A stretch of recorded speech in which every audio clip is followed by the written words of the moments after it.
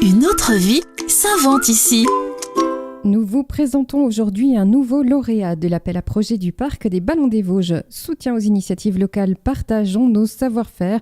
Cette fois-ci à Fougerolles, autour de la découverte d'une activité ancestrale, celle de la dentelle et de la broderie, portée par l'association des Amis de l'écomusée du Pays de la Cerise. On écoute son président Claude Rousset. Ce projet s'étend sur toute l'année scolaire. C'est les enfants de CE2 de la classe de Madame Jarry et nous avions une institutrice qui souhaitait donc connaître un petit peu le passé fougerolais. La démarche, c'est d'abord faire rencontrer des enfants avec des gens qui pratiquent un savoir-faire très particulier, la dentelle, la broderie. À Fougerolles, nous avions à peu près 800 femmes qui pratiquaient la broderie autrefois. Et cette broderie se divisait en plusieurs types. Il y avait plus particulièrement le linge de maison, il y a le filet, la dentelle de Luxeuil et puis éventuellement de la broderie perlée qu'on appelle nous passementerie. Dans un premier temps, donc, les enfants ont d'abord, avec l'enseignante, recherché un petit peu tous les termes, tout le vocabulaire qui se rapporte à la broderie et à la dentelle. Et bien sûr, on les avait invités à consulter leurs parents, leurs grands-parents, etc.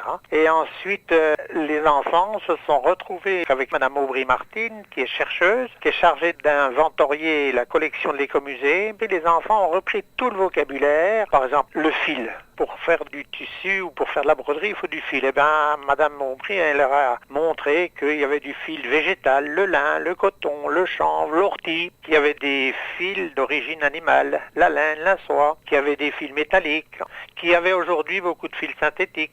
Donc à partir de ce fil, qu'est-ce qu'on peut faire? Eh bien, on peut faire du tissu et on peut faire de la broderie. Donc il y aura plusieurs temps de travail. Elles vont rencontrer les brodeuses, les dentelières, pour voir comment elles travaillent. Et puis après, il y aura un autre temps, c'est la participation à la réalisation d'un petit film. Alors ce petit film enregistrera les gestes des brodeuses et les enfants verront qu'est-ce qu'on peut retenir de ces gestes.